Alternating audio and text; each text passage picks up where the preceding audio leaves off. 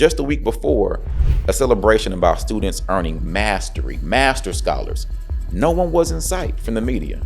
But when you see black and brown kids struggling with friction, they're gonna show up. It's incumbent upon the adults to hold students accountable regardless of grade level or age. I'm not gonna put my certification on the line for anybody, not even my mama. But my job is to protect and ensure outcomes for all children in the Marlin Independent School District. Produced by Podcast Architects.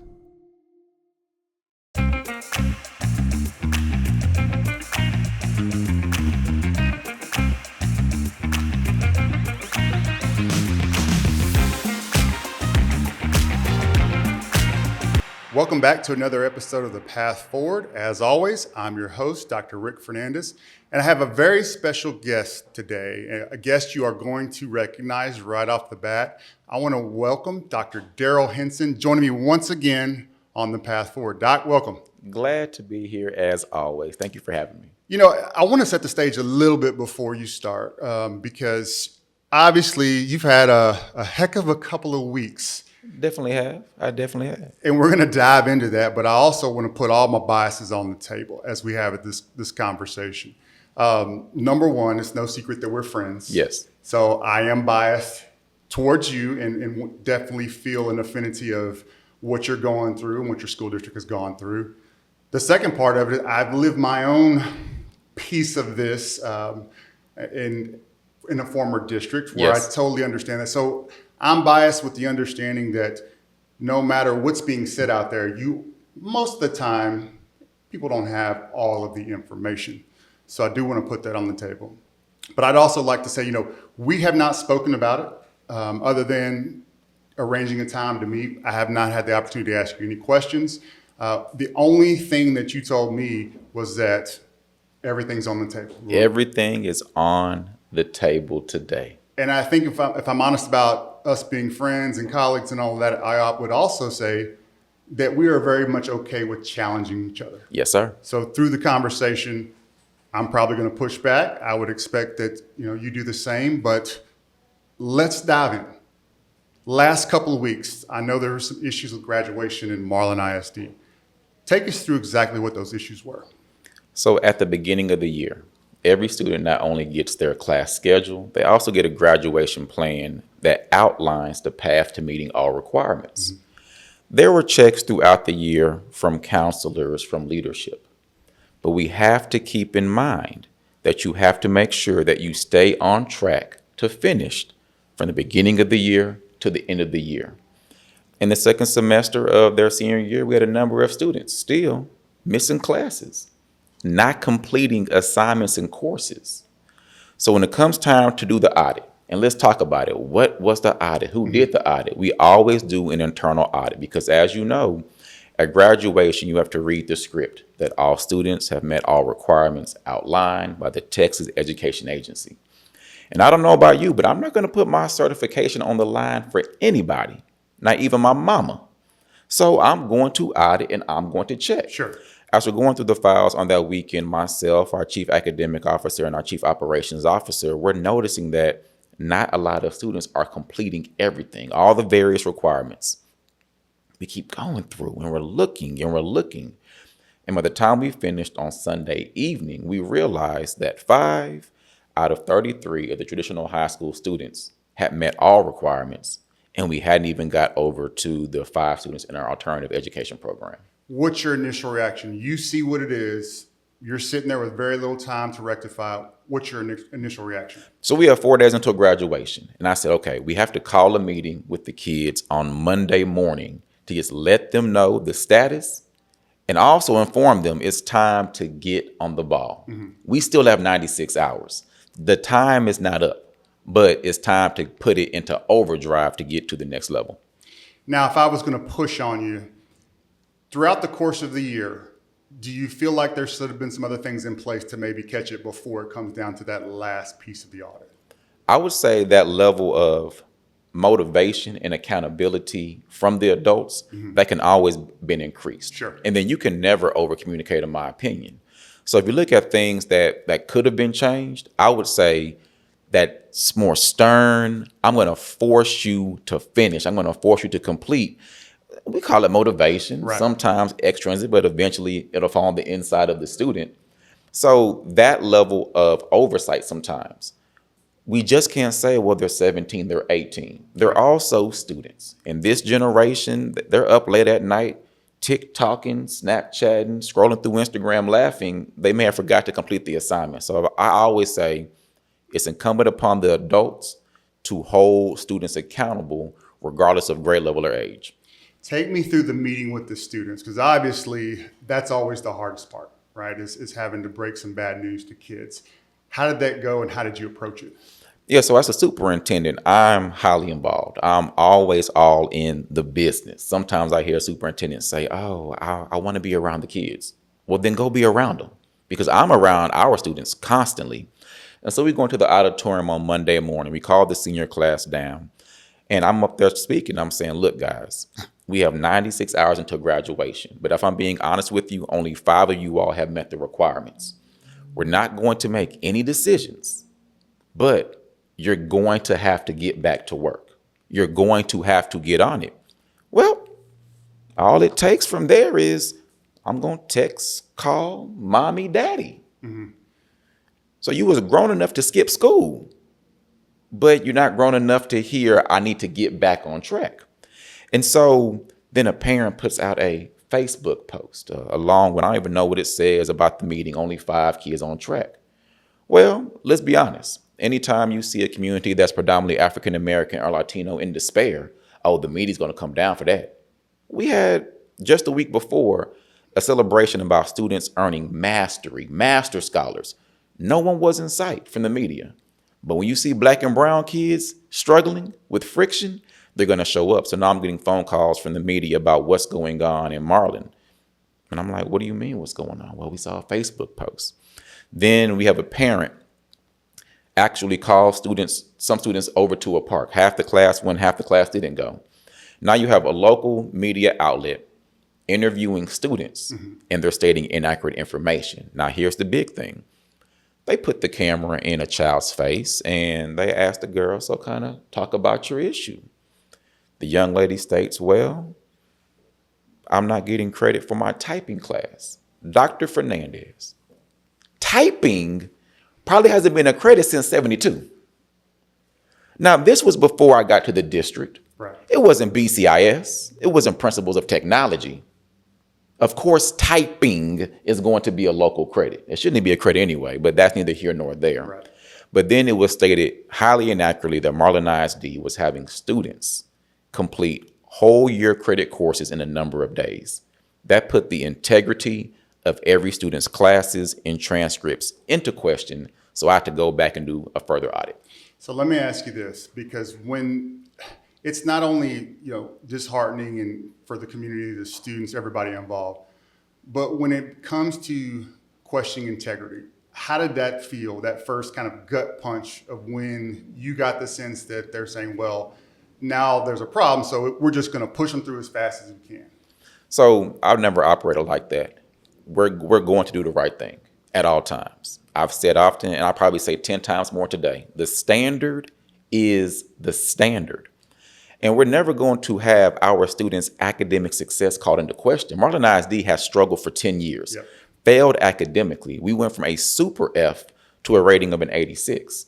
That was done through, yes, hard work, dedication, but also accountability and integrity. And knowing that we just regained our accreditation, I'm not going to do anything as the superintendent to put us back in the same situation that we were in just to make a few people happy. All because you want to turn up at the graduation party this Saturday. You want to celebrate before you complete. Right. But my job is to protect and ensure outcomes for all children in the Marlin Independent School District. Now, obviously you had to have some staff rally around to make some things happen. What was the message to the staff? So when we called the staff in, they're all on board. And so we said, listen, guys, we have to all work together, whether it's some stay after late to allow students to make up attendance seat time, or we have to tutor some students now a little harder just to make sure that as they're completing the assignments, they're not doing it for practice. They're actually still learning content and information. And everyone said, we're on board. So that's why between that Monday and that Thursday, original day of graduation, we had an additional 22 students meet all requirements because the students got on the ball. Our faculty and staff said, as always, we're going to go above and beyond. And as of today, right now, we have 36 students who have met all requirements. So it has been a combination of student, parent, and the school all coming together to show success for our kids. Now, obviously, this hit the news wire, like you said, and you know how that stuff spirals. Black and brown kids in despair. Put it on the news. I mean, it took off viral almost instantly. Talk me through what you're thinking, what you're feeling, and who was your first call once you knew it was exploding everywhere? So I would say my first call was to Larry Lewis. Who's Larry Lewis? Tell me. Larry. Former superintendent of Lancaster ISD. Okay. When I'm speaking to Dr. Lewis, we're just going through the motions about, okay, here's what's going on, because he's a thought partner. I have a handful of mentors. Dr. Jim Vashakis, of course, Dr. Rick Lopez, Dr. Roosevelt Nivens, Dr. Robert Bostic, people who I call on all the time. But I called Dr. Lewis and said, Doc, let's talk through this a little bit. And as I'm just speaking with him, he was like, brother, you have to make sure that you maintain the standard. Also, conversations with Richard Carranza. Mm-hmm. And so same thing, he was like, make sure that we're managing this very well and that the communication is there. And so I do thank Mr. Carranza for taking the time to just speak with me on what is it that we can do to make sure that we're maintaining trust within the community. But I've said, even at that parent meeting on Wednesday night, and we could dive into that as well, no amount of social media pressure or media pressure is going to have me change or lower the bar for our students. They are capable and they will meet the standards set forth by the state, but they will also meet the standards set forth by this school district. How hard is it in the moment when, and I'm sure, I don't want to speak for you, but I know my own situation, you do the right thing and yet you worry about how doing the right thing may affect your career, may affect your ability to do what you love. How did you get through that, or if there was points of that where you're thinking, what does this do after the fact? Talk me through how You are totally right. And so you're making these decisions and you know that you're making unpopular decisions because parents of seniors, a small minority, will think with emotion above logic. Right. It's their baby. It's their baby. Yep. It's boo-boo. Yep. Well, get boo-boo up, get them to class. Right. Tell Pookie to complete all assignments. You don't have any kids named Pookie. I'm not even. No, that's the nickname. The name could be Robert, but we're going to call him Pookie.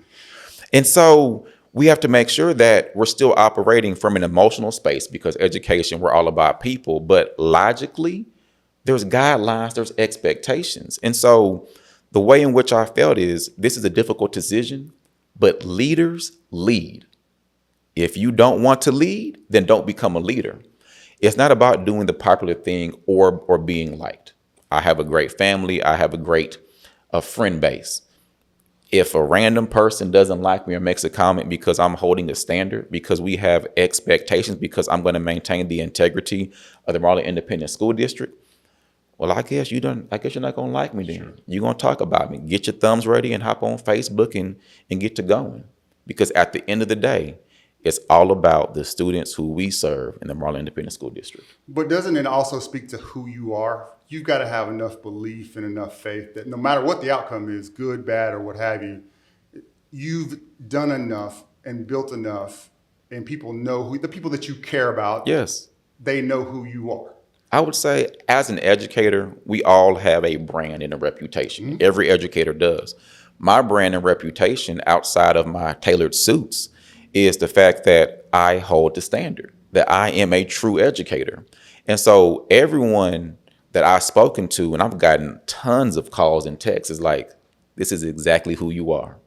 You have not changed since 2006 to 2023 over a 17-year career. And if you're consistent in your actions and people understand your heart, your motive, your drive, and you're truly about kids, then that includes accountability. This same level of doing things the right way is the reason why we went from a rating of a 56 to an 86, having the state's highest academic growth. This same level of accountability and community rallying and support in a good way is the reason why we passed the bond for the first time in Marlin since 19, who knows whenever. Right. And so it's these things to where in Marlin, we know what's working.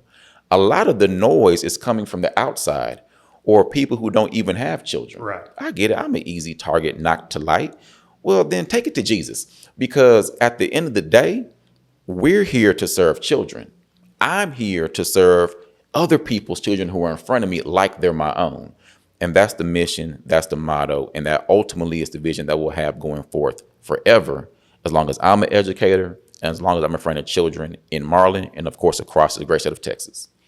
You know, as you're going through it, and there's usually two paths, right? And sometimes it's don't say anything and just keep your mouth shut and move forward and let people think what they're going to think. And you chose to hit it straight on. Was there ever a moment that you're questioning, all right, should I just come out and let's just call it like we see it and talk about it? Or is it better just to keep quiet and let people assume and we'll just handle it internally? How'd you make the decisions? Like, I'm just going to hit this head on. I believe in transparency. You have to show your draws sometimes, and whether it's good or it's bad. We work in a public education system. It is not a place for secrets unless you're discussing personnel by law. Right. But everything has to be above board. So whenever you have concerns and mistruths and inaccuracies coming out in the media, on social media, oh no, let's talk about it. Sit me down in front of a news crew. Let me go in front of parents. Now, once the information is said, you can believe whatever you want to believe. You can take whatever you want to take. Right. But the truth will always be spoken. Oh, you're lying. You're not telling the truth. That could be your perception. I'm telling you that 1 + 1 = 2. You can say it's 11. You can say it's 49. That doesn't matter. 1 + 1 = 2. So this is what has been going on. This is what's taking place. Here's what we're doing. And things are constantly changing. Let's be real.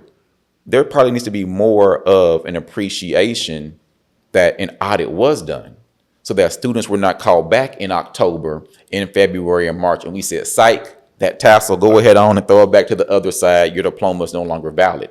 That would be the true story. That would be the scandal, not the fact that we have educators in the district who are doing our jobs along the way. It is to catch things before they're released. I want for our children to graduate with a lifetime warranty of that diploma, and now there's not a factory recall, and they have to come back and say, sit down or make up attendance hours. So to bring it back full circle, you said that there was a second parent meeting or the parent meeting after everything had been hashed out. How did that go and how did you approach it?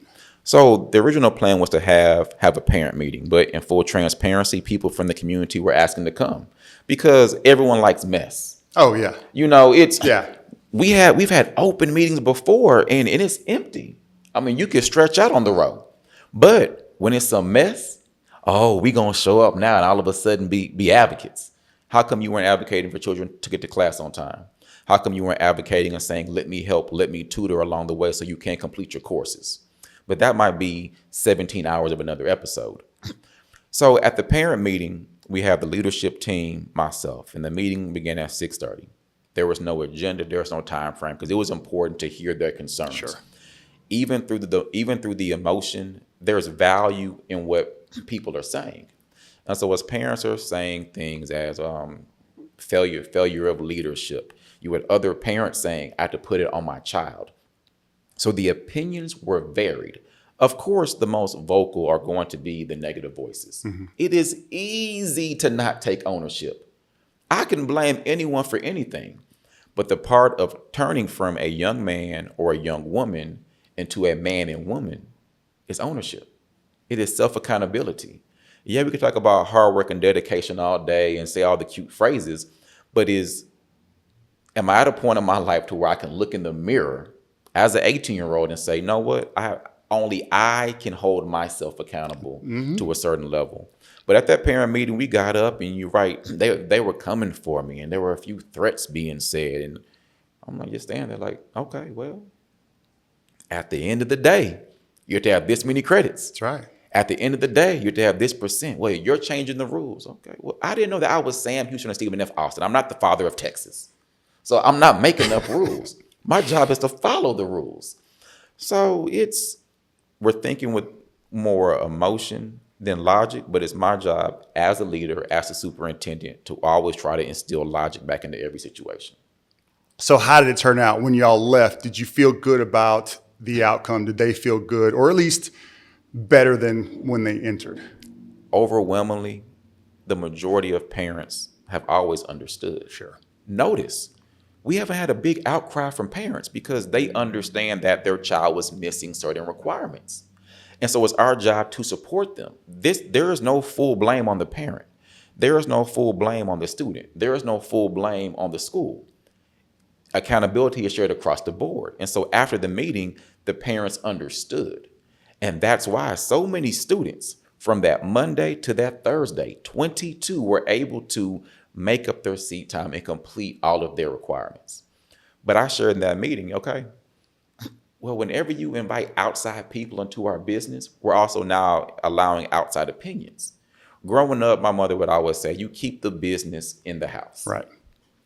So now it's on Facebook, it's going viral. We're on certain national podcasts. We're on national media outlets. And I'm on national news interviews, but everyone's making an opinion. Racist comments, bigotry comments. There was a picture of our band turning up, getting hyped. I knew this was a black school. Oh, I bet they can play football. Oh, I bet they can dribble. And then now everyone wants to get upset. Don't talk about Marlin like that. Hold up. We put ourselves out there. Speak to that a little bit. We put ourselves out there to allow outside opinions. And so now Marlin's a great place to be. Marlin's always been a great place to be. But now you're in defense mode trying to defend Marlin because let's be honest, the perception of Marlin over the past 2 decades has been so negative. Over the past 3 years, we begin to kind of turn the tide. And they were like, see, we knew it was a fluke. We knew y'all people down there were cheating the system, doing credits and days. And so now everybody wants to, the kids aren't lazy. The kids aren't smart. Stop worrying about people's opinion. Opinion go both ways. Sure. The same way that you try to get the likes and shares and support on Facebook, the love, you're also going to get the hate right back. That's an interesting dynamic when you've got internally people are upset and then they realize as it blows up around them what happens when all of the outside forces start to really take shots at the district, at the community, at the kids, at the teachers. They don't ever anticipate that. They Correct. never think that it's going to come to that. They're living in their anger in their world. But that's a great point that when you do that, when you attack your district or you attack your community, you open it up for attack by anybody, anywhere across the world. That's correct. And that is very destructive. And I hate that happened. And I understand parents being upset, no doubt. But I feel bad for the kids. Exactly. Because they call Marlin ISD home. I feel bad for the students who are still there because you have so many people speaking so negatively about you in your community. You could one day begin to believe that mess. And there's nothing wrong with Marlin. That's the reason why we had the highest academic growth in the state of Texas. Texas is a pretty big state. And to have shown the most growth, that lets us know that you are capable of learning. But kind of going back to just the parent anger, Dr. Fernandez asked me how many parent emails I had received even up until last week. How many? 0. Everyone's mad and upset. And I'm just scrolling through my email like, can I get one? Can I address one? So you're saying not one parent? Not one. Now I might get a few because I said, Sure. Y'all need to email me, like get off Facebook and email me. Not one. Settle. I don't know how to say 0 in any other language, but none. Why do you think that's happening? Why do you think that is it because of the mess? It's just the emotional outrage of it and then they immediately go outward. Yes, it's the we rather have the emotional mess than come to a solution. And I'll say that boldly and honestly. And if you really wanted a solution, then you will work with the principal, the chief academic officer, the superintendent. You would seek a solution. But sometimes it's easier to get the backing from people. Oh, it feels good. Oh, I'm right. See, I'm right. See, I'm right. Let's rally behind it and talk bad about the district. Talk bad about Dr. Henson. I'm like, you all can talk bad about whoever you want to talk to. Last time I checked, on page 47 of the TEA manual, students have to do 1, 2, 3, 4, 5, 6, 7, 8 to graduate high school. If all 8 aren't done, you can say whatever you want to say. They're not going to graduate. Also, we're not going to do pity graduations. Why didn't you let the 5 walk? Let everyone walk and hand them a fake diploma. No. Why? What's your philosophy, babe? Because I've been in districts where that's happened, right? But then at the same time, that's the problem. I'm letting you celebrate before you complete. We have to make sure that we hold this standard. Well, how come you didn't let the 5 graduate? Now that's the whole thing. You're punishing the 5. Ask me how many of the 5 came to me specifically and asked me, can we hold graduation? How many? 0. And if you want my honest opinion, it'll probably be unfair to them. Why do they get to graduate 5 students in a small ceremony, but then the other 33 of their peers get to have everyone for all the Instagram moments, for all of the TikTok, me and my girl, I graduate, but then it's you and 5. That to me is more of a punishment because they get to celebrate with the masses and you get to celebrate in a small amount. How many of the parents of those 5 asked me to say, let's hold a small ceremony just for the 5? None. I mean, I know exactly. I mean, absolutely truth. Absolutely truth. How hard is it in terms of the success that y'all have had, right? Because y'all have had, our last time you were on the show, we talked about the unbelievable gains. And Our kids are smart. oh, no doubt. So Smart. you've got smart kids. You've hired a great staff, got a great team, and moving in the direction probably nobody thought was possible. Surely not as quickly and during the pandemic. You're right. How do you make sure that the staff and the kids stay focused on that, and instead of letting this blemish? Yes. So right now we have to oversaturate their memory about what we have achieved and their role in achieving it. There's no success in education without student success and staff success. I'm only one person as a superintendent, but every award and accolade that Marlin ISD has earned, especially this past year, is because of the children who sit in desks, who participate on fields, who dance on dance floors, and who toot them horns in the band. And so we have to remind them that despite what is being said, despite the negativity, you all have to have a little bit of a harder shell, and it's unfortunate. You have to be more like a duck and let it roll off. And those are going to be hard talks. How do you have that talk with a 13-year-old? 6, you don't know what's going on. You're still trying to open your small juice box up. But when you're 12, 13, you're fully aware. When you're 15, 16, you know what is going on.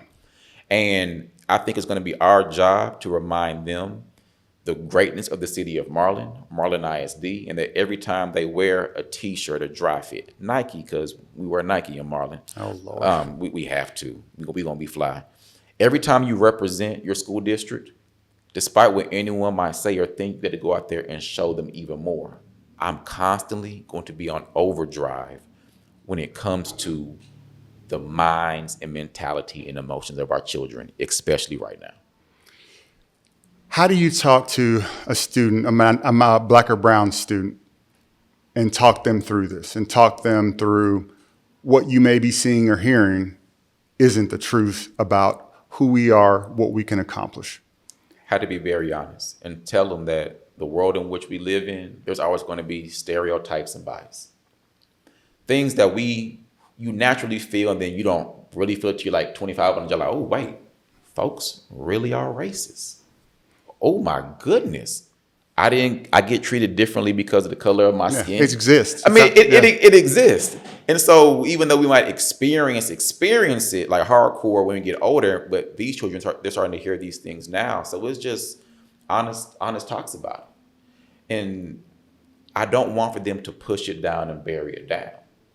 So I think we do have to remind them of who they are. That you are kings and queens, that you are capable, that you are successful, that you are loved, and far beyond the motivation and the rhetoric, but they're actually get the opportunity to experience and demonstrate their greatness and boldness often. So we're going to remind them through their own actions and not just our words. That's very well put. And, kudos to you for putting it to students in a usable form. Because oftentimes we say things or it's big, broad strokes, and we don't give them the tools to navigate through some of that turmoil that they're going to see.